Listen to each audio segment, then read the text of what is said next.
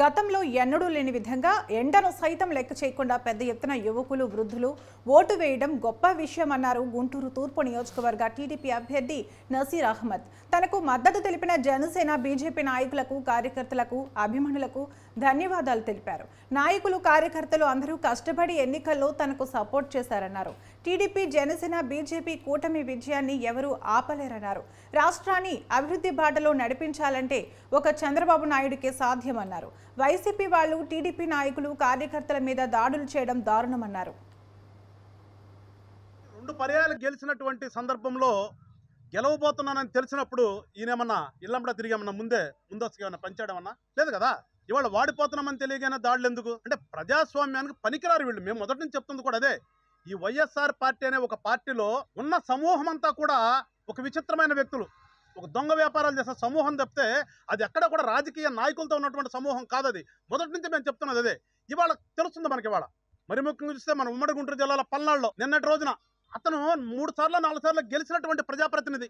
ఎవరైనా ఊహిస్తామా? అసెంబ్లీలో 4 పర్యాయాలు ఉన్నటువంటి వ్యక్తి ఇవాళ వాడిపోతున్నానని తెలియగానే ఒక 200 మందిని వేసుకుని ఒక 20 స్కార్పియోలు పెట్టుకుని ప్రతి ఒక్కరి చేతిలో రాడ్డు పట్టుకుని రోడ్డు మీద తిరుగుతూ కనిపించిన వాళ్ళని కొట్టడం అంటే నిజంగా అతనికి ఓట్లేసి గెలిపించినటువంటి ఆ ప్రాంత ప్రజలందరూ కూడా సిగ్గుపడాలి ఒకసారి.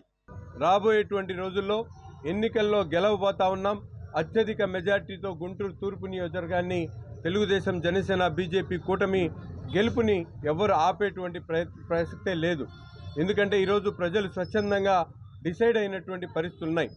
రాష్ట్రం మొత్తం కూడా ఈరోజు కూటమి గాలి వీస్తున్నటువంటి పరిస్థితులు ఉన్నాయి.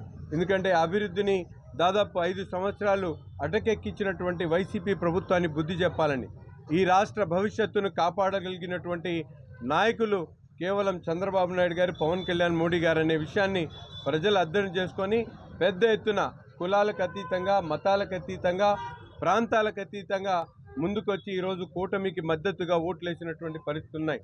అయినా వైసీపీ నాయకులు ఈరోజు చూస్తూ ఉన్నాం, టీవీల్లో చూస్తూ ఉంటే ఎక్కడికక్కడ ప్రజల మీద దాడులు. ఎవరైతే వైసీపీకి అగెయిన్స్ట్గా తెలుగుదేశం కూటమికి మద్దతుగా ఓట్లేశారో అటువంటి వారి మీద దాడులు చేయడం, ముఖ్యంగా గుంటూరు తూర్పు నియోజకవర్గంలో ఎప్పుడు లేనటువంటి విధంగా వైసీపీ నాయకులు ఓటమి అంగీకరించలేక అనేక రకాల దాష్టికాలకు పాల్పడినటువంటి పరిస్థితులు. ఆటోనగర్లో ఎప్పుడు లేనటువంటి విధంగా ఆటోనగర్ వ్యాపారస్తులు ముందుకొచ్చి తెలుగుదేశం పార్టీ అభ్యర్థిగా ఉన్నటువంటి నాకు మద్దతు తెలిపారనే ఆలోచన